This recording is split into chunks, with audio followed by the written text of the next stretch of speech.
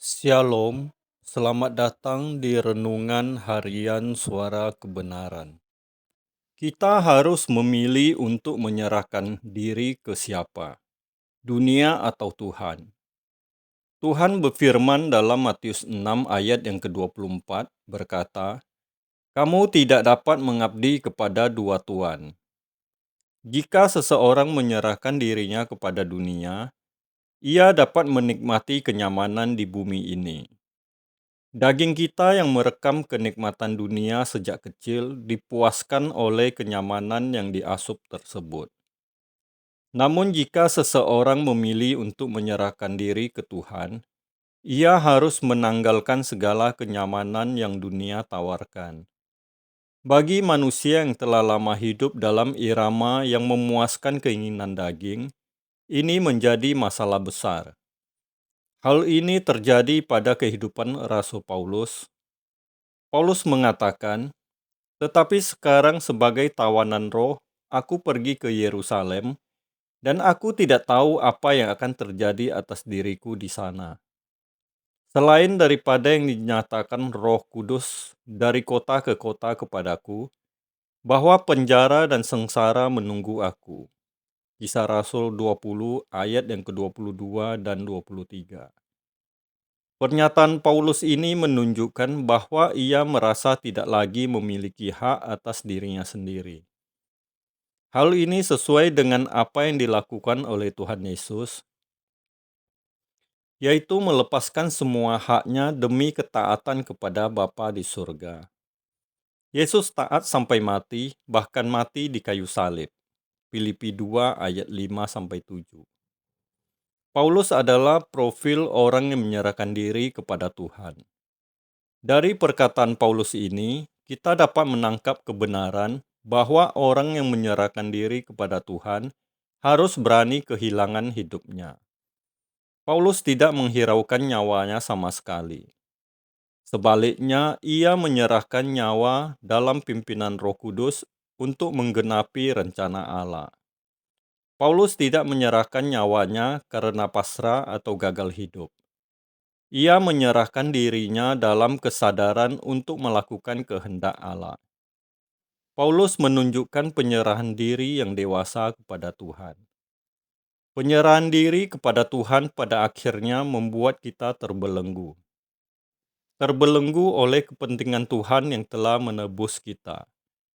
Sebab penyerahan diri kita kepada Tuhan itu artinya kita tidak punya kepentingan bagi diri sendiri atau terbelenggu.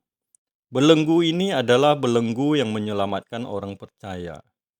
Sedangkan belenggu dunia membuat seseorang terparkir selamanya di dunia yang sedang lenyap. Mendengar hal ini, mungkin ada sebagian yang akan berpikir, mengapa begitu sulit untuk menjadi orang Kristen? Memang demikian adanya bahwa mengikut Yesus adalah jalan sempit. Banyak orang yang berusaha tetapi tidak masuk. Lukas 13 ayat yang ke-23 dan 24. Perlu kita ketahui bahwa setiap manusia pasti terbelenggu. Manusia tidak dapat tidak memiliki belenggu. Jika ia tidak terikat dengan Tuhan, maka ia terikat dengan dunia. Ini adalah sebuah pilihan yang mutlak harus ditentukan masing-masing individu. Oleh karenanya, setiap orang yang hidup dalam belenggu Tuhan harus menyerah pada kehendak Tuhan. Dengan kata lain, ia siap melakukan apapun yang Tuhan inginkan. Prinsipnya adalah suka-sukamu bukan suka-sukaku. Mendengar hal ini hendaknya kita jangan mencurigai Tuhan dengan prasangka bahwa ia ingin membatasi, mengambil kesenangan dan menyiksa kita. Justru sebaliknya, ketika kita menyerahkan diri kepada Tuhan, disitulah kita mengalami kebebasan yang sejati.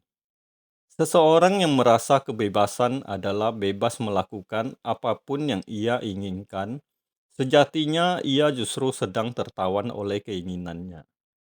Sepintas ia terlihat bebas, dapat melakukan apapun, dan orang yang mengikuti kehendak Tuhan sepintas terlihat seperti tidak bebas. Namun, sesungguhnya orang yang mengikuti kehendak Tuhan itulah yang mengalami kebebasan yang sesungguhnya, yakni hidup dalam Tuhan. Mengapa? Sebab Tuhan tahu apa yang terbaik bagi diri kita. Ketika Ia berkata bahwa kita harus menyelesaikan pekerjaannya, sebenarnya itu adalah bentuk pemeliharaan Tuhan bagi jiwa kita. Karena kehendak Tuhan itulah yang dibutuhkan oleh jiwa kita. Kehendak Tuhan adalah makanan bagi jiwa kita. Disinilah kita peroleh kebebasan sejati. Ketika kita menyerah dengan penyerahan yang dewasa, semua masalah yang kita hadapi bukan menjadi sesuatu yang kita anggap mencelakai. Apapun yang kita alami, kita percaya hal tersebut ada dalam kebijaksanaan Tuhan. Kejadian seburuk apapun yang diizinkan terjadi dalam hidup kita dapat mendatangkan kebaikan yang mendewasakan iman kita. Roma 8 ayat 28. Dengan demikian, tidak ada kecelakaan dalam kamus orang Kristen. Mengapa? Pertama, karena tidak ada sesuatu pun yang terjadi di luar kebijaksanaan dan kontrol Tuhan. Kedua, tidak ada kejadian yang tidak mendatangkan kebaikan. Maka dapat dikatakan bahwa orang yang menyerahkan diri kepada Tuhan adalah orang yang paling aman dan tenang.